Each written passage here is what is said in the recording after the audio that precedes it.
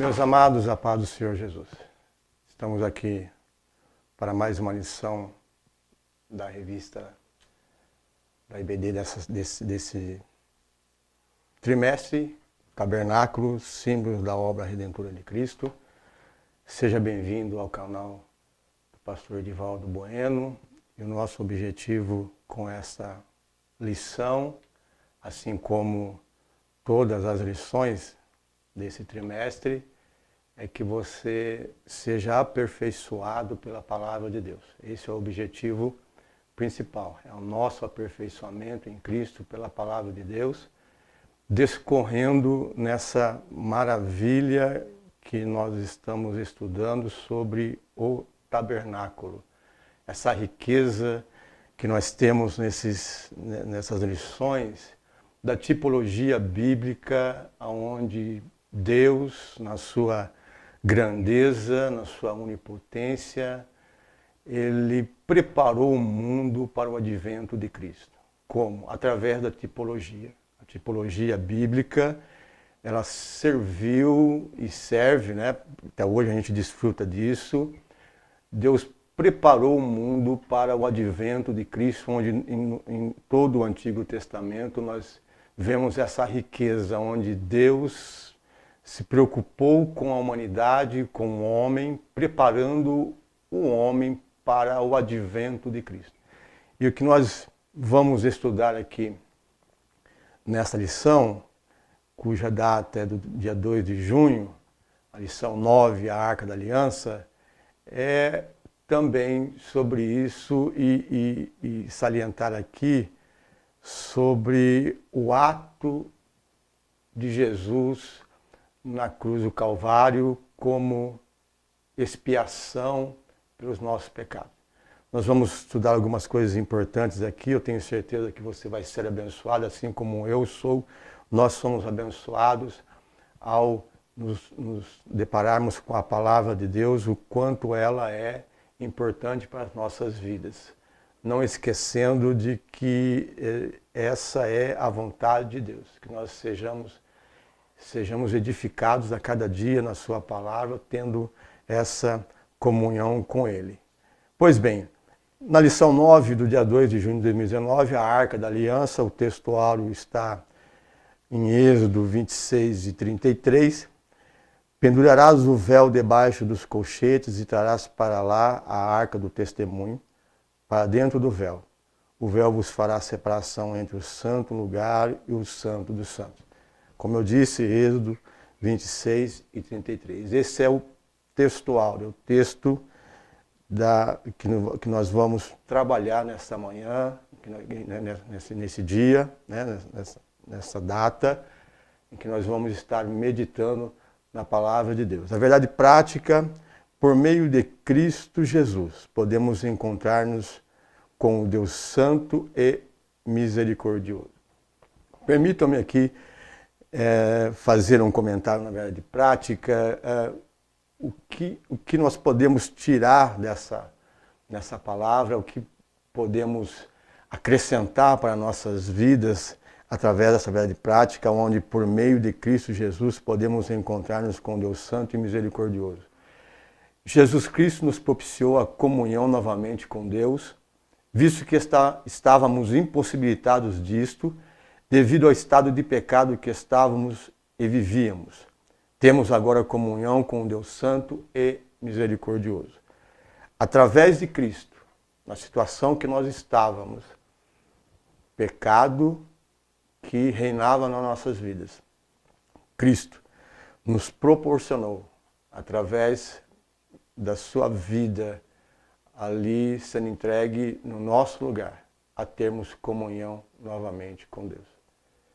A verdade prática nos traz isso, ela nos conforta com isso, que Ele é o único meio em que podemos ter comunhão com Deus Santo e misericordioso. Não existe outro meio. Não é impossível encontrarmos um outro meio de o homem se ter comunhão com Deus, a não ser que seja através da pessoa bendita e gloriosa do Senhor Jesus Cristo.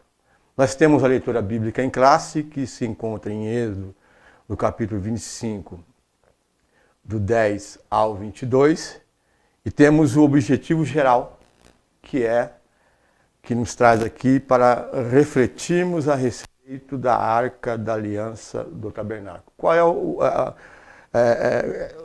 o próprio objetivo, diz aqui, o objetivo geral? Qual é o que ele deseja, o escritor, quando escreveu essa revista, qual é o desejo dele? Que nós reflitamos a respeito da Arca do Tabernáculo. Permita-me aqui fazer aqui uma reflexão nesse objetivo geral, ao refletirmos sobre o estudo de hoje, da Arca da Aliança no Tabernáculo, que nós podemos tirar dessa lição coisas boas para nossas vidas.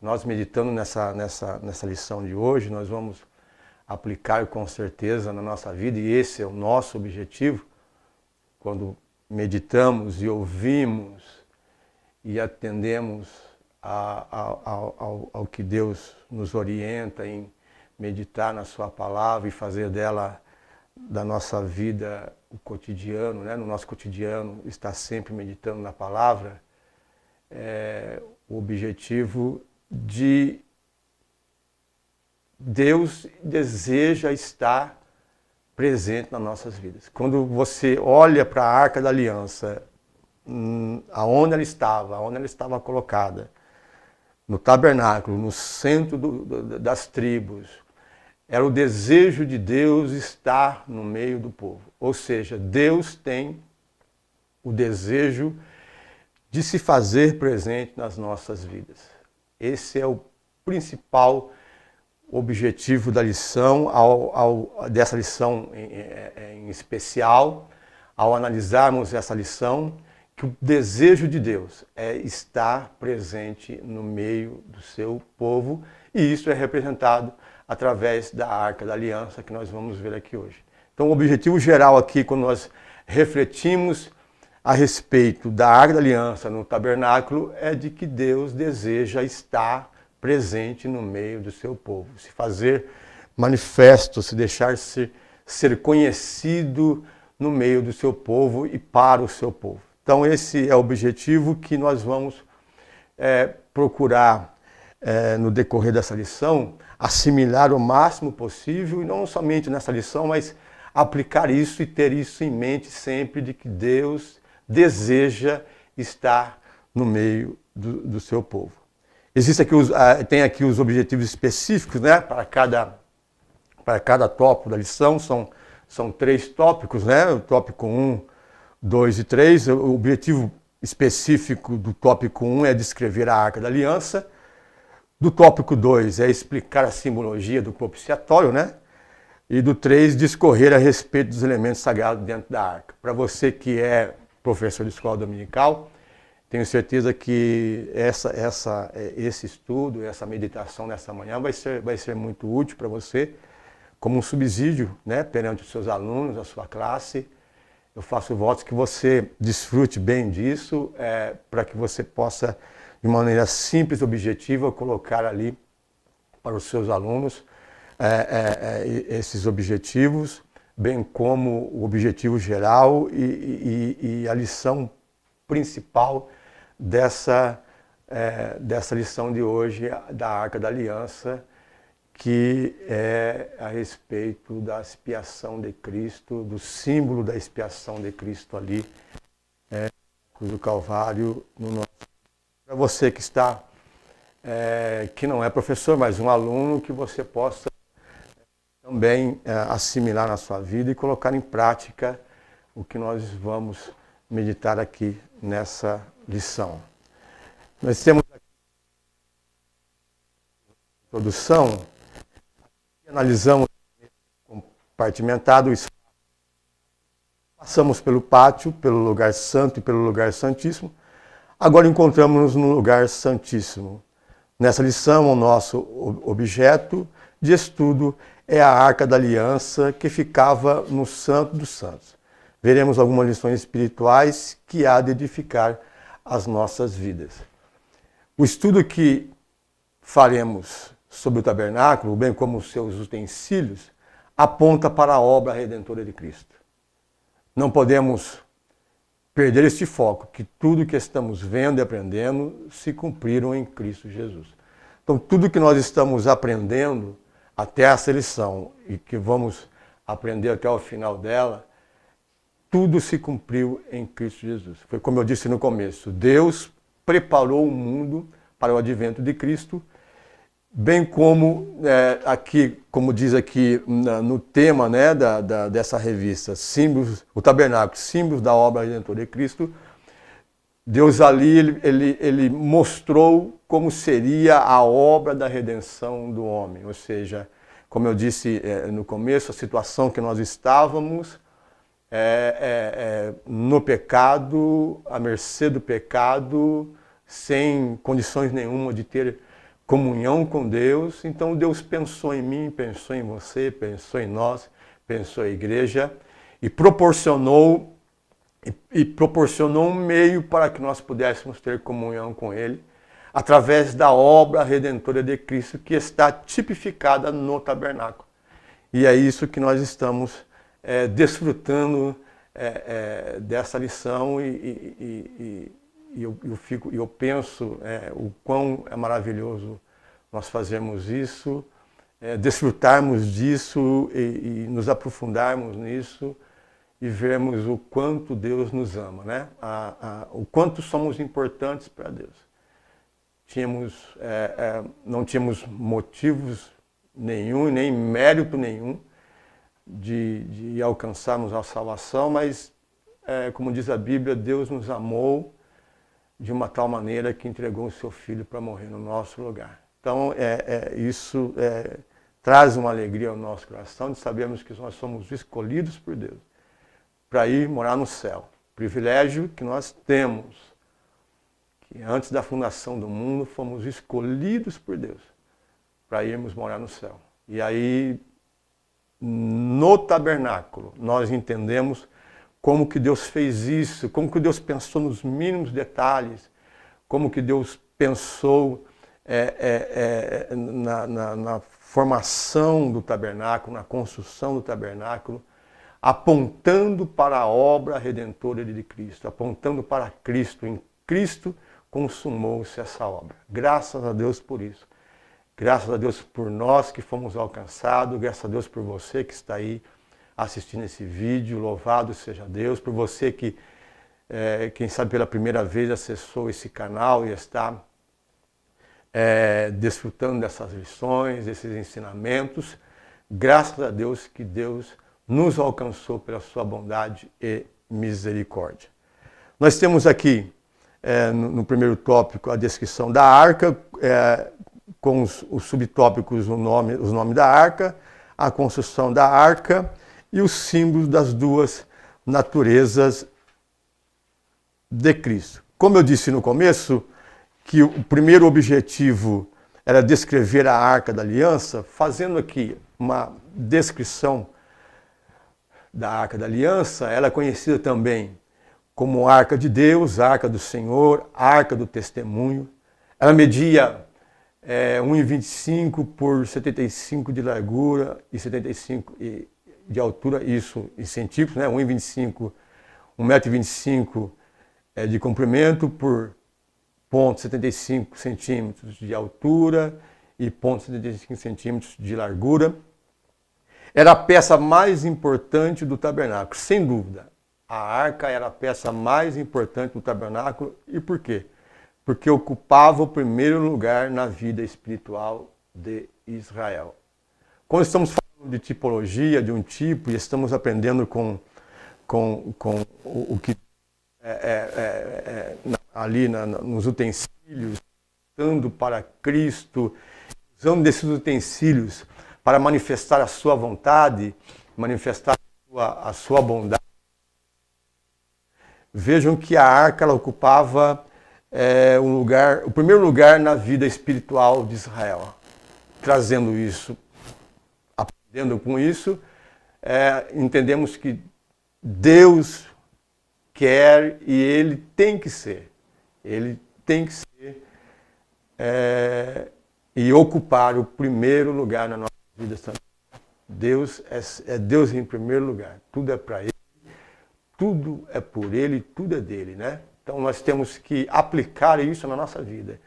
Em primeiro lugar, Deus é a pessoa mais importante na minha vida. É Ele que ocupa o principal lugar na minha vida, que é o meu coração. Deus no coração é o centro de todas as coisas nas nossas vidas. Deus precisa e Ele tem que ocupar o lugar no coração do homem. Ele tem que se assentar no trono que está no coração do homem para ser o centro da nossa vida. E na nossa vida espiritual principalmente. E quando Deus está no centro, tudo vai bem. Nossa vida espiritual vai bem, nossa vida material vai bem, a nossa vida cotidiana vai bem, porque temos o Deus como centro e Ele no centro. Ele tem a primazia de nos orientar em todas as coisas, no âmbito espiritual, no âmbito material, no âmbito, na vida sentimental. Deus como centro, a nossa vida vai bem. Quando nós não damos essa prioridade, quando nós não deixamos Deus ser o centro da nossa vida, a nossa vida ela não vai bem. Lógico, é óbvio isso. Quando nós deixamos de dar a prioridade para Deus, a nossa vida, e não deixamos Ele ocupar o centro da nossa vida, a nossa vida ela tende a cada dia ela regredir e se degradar e sermos aí alvos fáceis do inimigo da nossa alma, alvos fáceis de Satanás para destruir a nossa vida. Então, aprendamos com isso. Assim como Deus, através da arca, trouxe ali como a principal pessoa, né? O centro da arca, o centro do povo de Israel, que nós possamos também colocar Deus nas nossas vidas e deixar Ele reinar as nossas vidas como Ele deseja reinar e como nós desejamos também que Ele governe, né? Nós precisamos fazer isso. Então, ao descrevermos a arca, nós vimos isso, né? Que Deus é o centro, né? A arca era a principal utensílio da arca, porque representava Deus no meio de Israel. Era construída em madeira de acácia e revestida com ouro. E como estamos falando em topologia bíblica, esses dois elementos, a madeira e o ouro, apontam para as duas naturezas de Cristo. A natureza divina e a natureza humana. A madeira, revestida de acácia, ali fala da natureza, a madeira de acácia, revestida de ouro, ali fala da natureza humana de Cristo. E quando ela foi revestida com ouro, fala da natureza divina. Então a madeira de acácia, revestida de ouro, está falando da dupla natureza de Cristo. A natureza humana e a natureza divina. Ou seja, ele se fez verdadeiro homem, permanecendo verdadeiro Deus. É isso que, é essa mensagem que nos traz essa tipologia, né? Essa simbologia da madeira de acácia revestida com ouro. Ela traz ali a dupla natureza de Cristo, né? A natureza humana e a natureza divina, dizendo que o verdadeiro Deus se fez um verdadeiro homem sem deixar de ser verdadeiro Deus. Jesus é um ser único, possuindo duas naturezas em uma só pessoa. Era necessário que Deus se tornasse homem para termos um sacerdote perfeito, sem pecado e eternamente eficaz. Divino e humano, qualificado para servir de sacrifício pelos pecados dos homens e como sacerdote para interceder pelos que se aproximam de Deus. Eu quero frisar bem isso e vou repetir aqui o quão profundo é isso ao meditarmos sobre a natureza humana e a natureza divina de Cristo. Divino e humano, qualificado para servir de sacrifício pelos pecados dos homens e como sacerdote para interceder pelos que se aproximam de Deus. E aqui na revista é uma verdade consoladora saber que hoje temos a destra de Deus um sumo sacerdote que sabe o que se passa com a nossa vida e ainda compadece-se por ela. Portanto, não hesitemos em chegar ao trono da graça com confiança. Ou seja, Jesus, ao se manifestar como homem, sentiu o que nós sentimos hoje, ou pelo que nós passamos hoje, e isso nos conforta de saber que temos um Deus que entende o que nós passamos. Temos um Deus que sabe exatamente o que nós passamos, o que nós temos, das lutas, das dificuldades, dos problemas. Ele tem, ele sabe do que nós passamos, do que nós temos, das nossas dificuldades, sabe quem somos, e isso nos dá um conforto de, com confiança, chegarmos perante Deus e a Ele, de maneira humilde, podemos reconhecer as nossas fraquezas, o quão fracos somos, e sabemos que estamos, às vezes, com isso, confessando a Deus uma fraqueza que Ele sabe que nós temos e o quão somos fracos e somos pecadores se não tivermos na nossa vida a sua bondade e a sua misericórdia.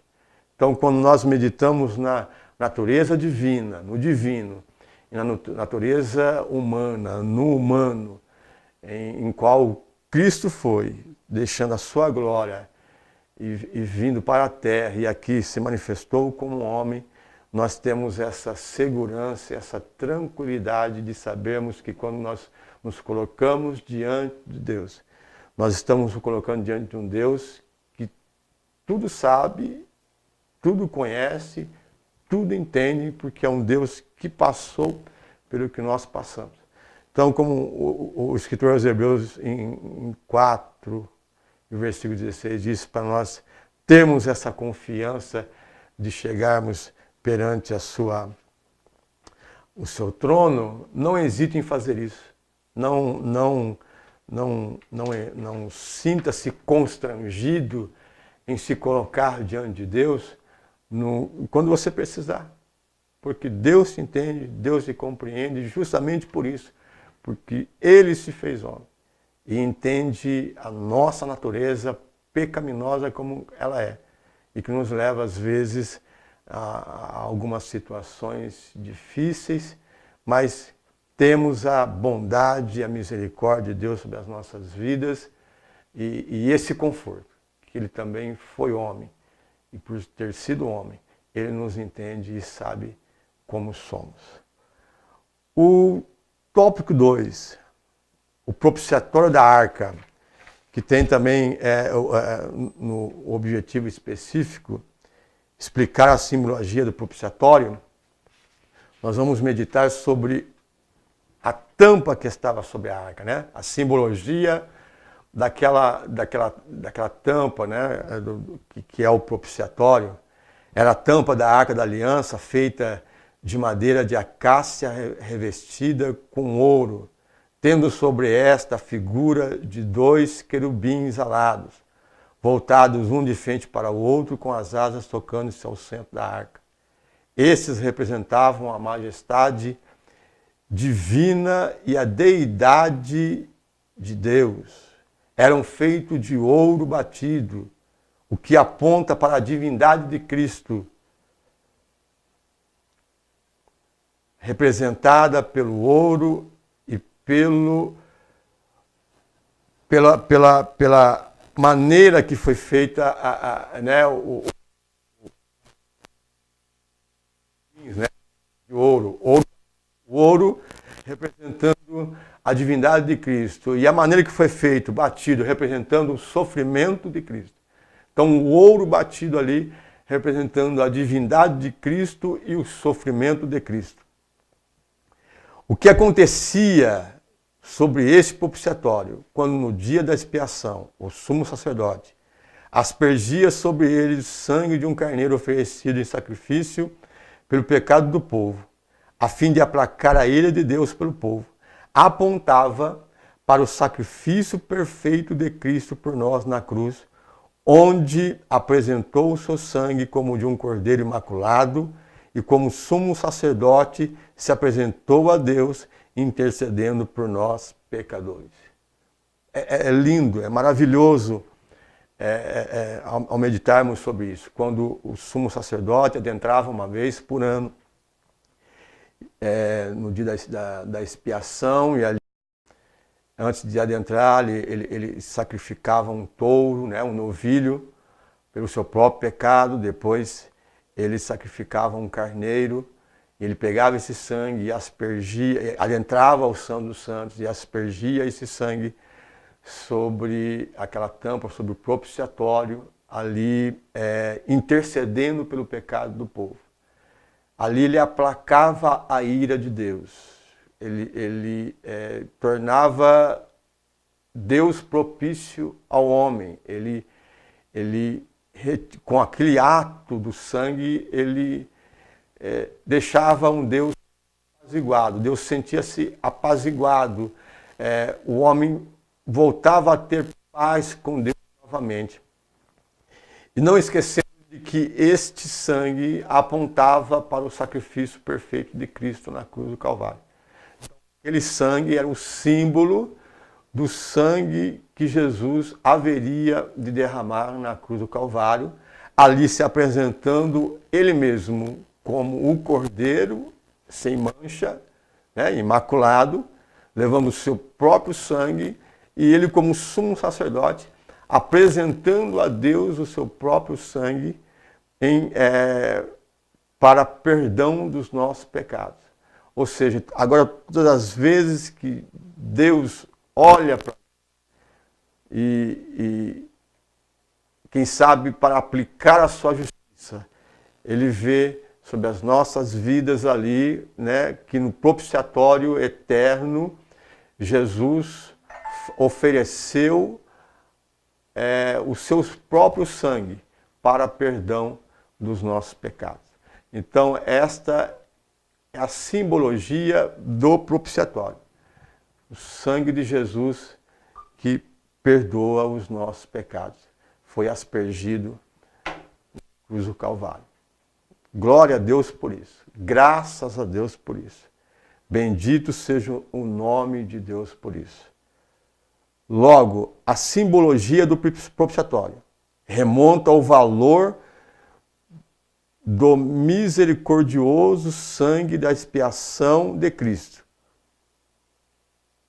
oferecido por nós, como está lá em Romanos, no capítulo 3, 24 e 25. A simbologia do propiciatório remonta ao valor misericordioso do sangue da expiação de Cristo oferecido por nós na cruz do Calvário. Bendito seja o nome do Senhor por isso. Essa era a simbologia do propiciatório. Apontava para o sangue que seria derramado, o sangue imaculado de Cristo, que seria derramado na cruz do Calvário por nós.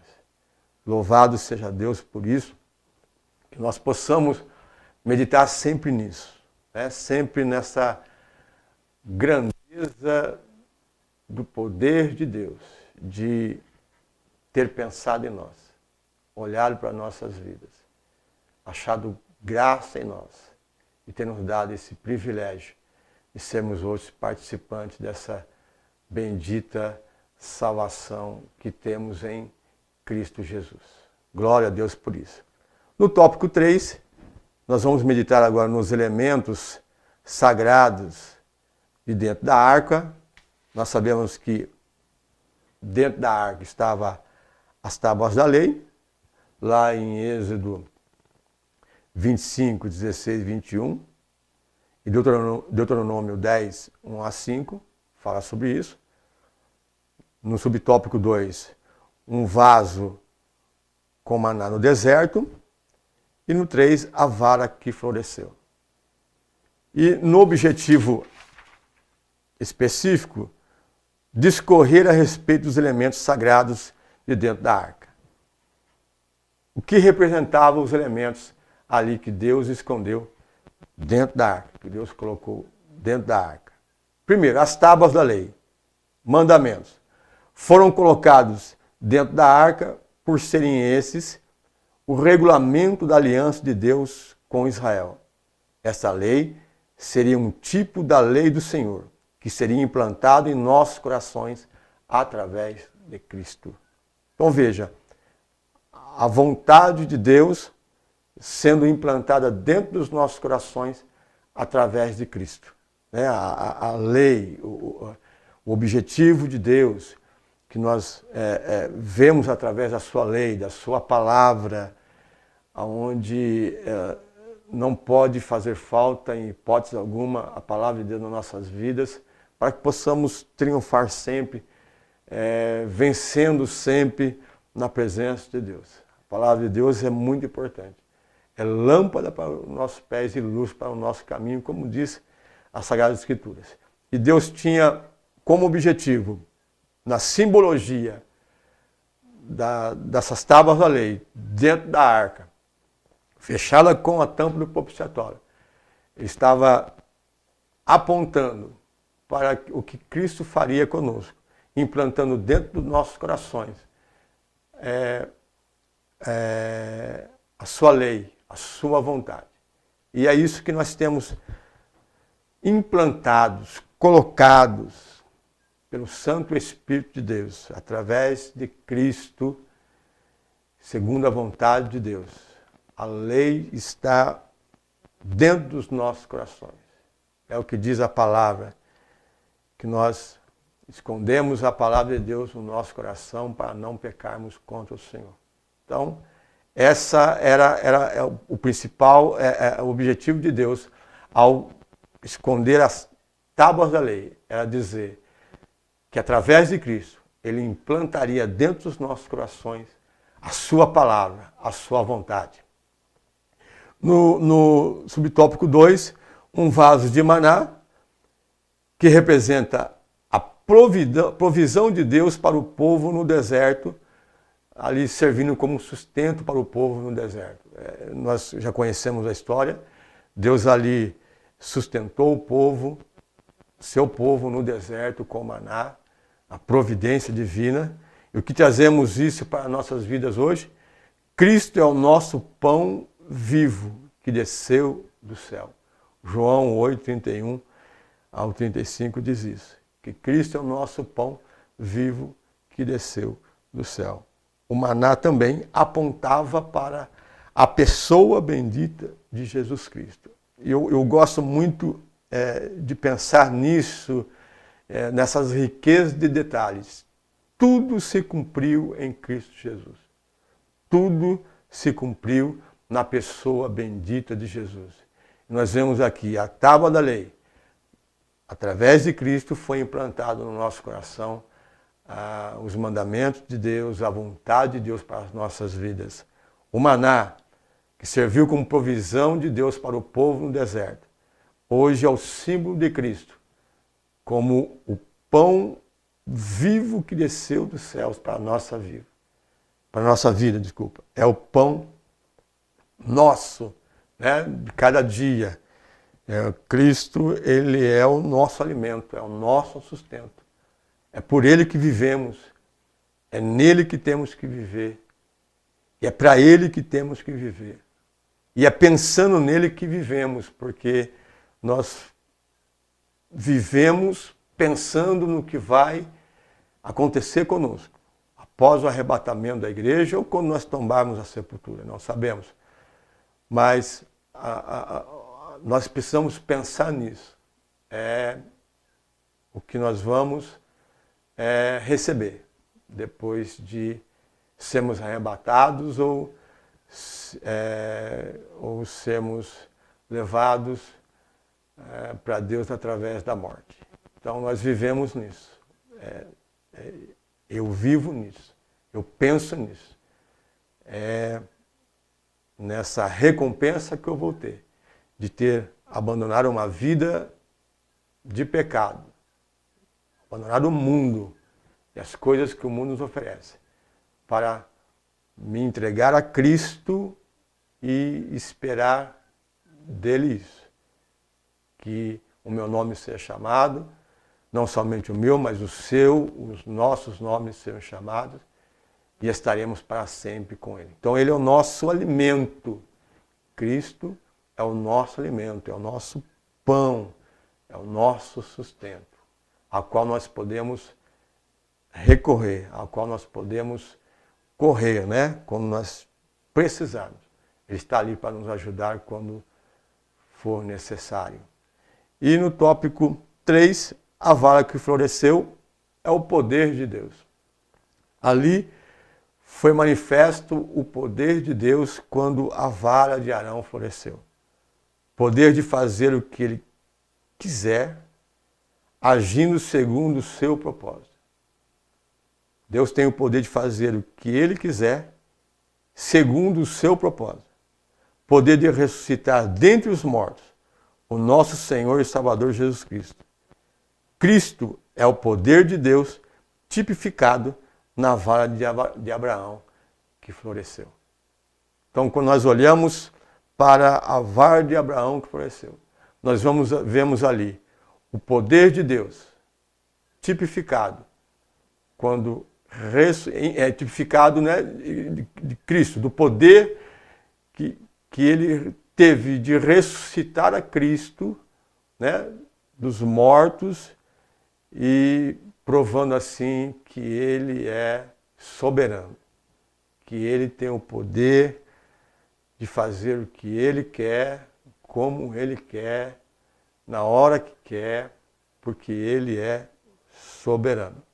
Então Cristo é o poder de Deus tipificado na vara de Arão que floresceu. Ao olhar para os elementos que estão dentro da arca, as tábuas da lei, o vaso com maná e a vara que floresceu, nós estamos vendo Cristo como aquele que implantara a lei dentro do nosso coração através do Espírito Santo, como o nosso sustento, o nosso provedor, o Deus de provisão, o maná.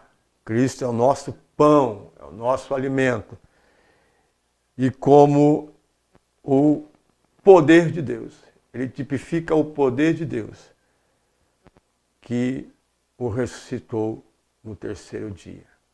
Queridos, para concluirmos,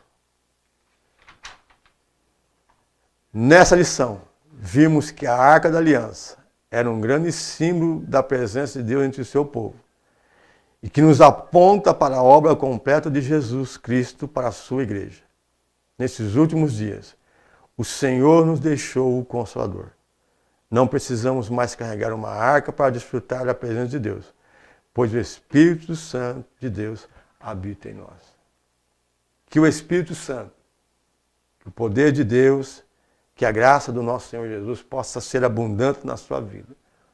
E que você desfrute do que nós, aqui de uma maneira sintetizada, meditamos sobre a Arca da Aliança, sobre a vontade de Deus para conosco, de se fazer presente na nossa vida, da grandeza do poder de Deus, de cumprir tudo em Cristo Jesus. E graças a Deus por isso, que você possa desfrutar dessa lição e aplicar na sua vida para o seu enlevo espiritual e para o teu crescimento em Cristo Jesus. Deus que te abençoe, Deus que te guarde e muito obrigado pela tua atenção. Amém.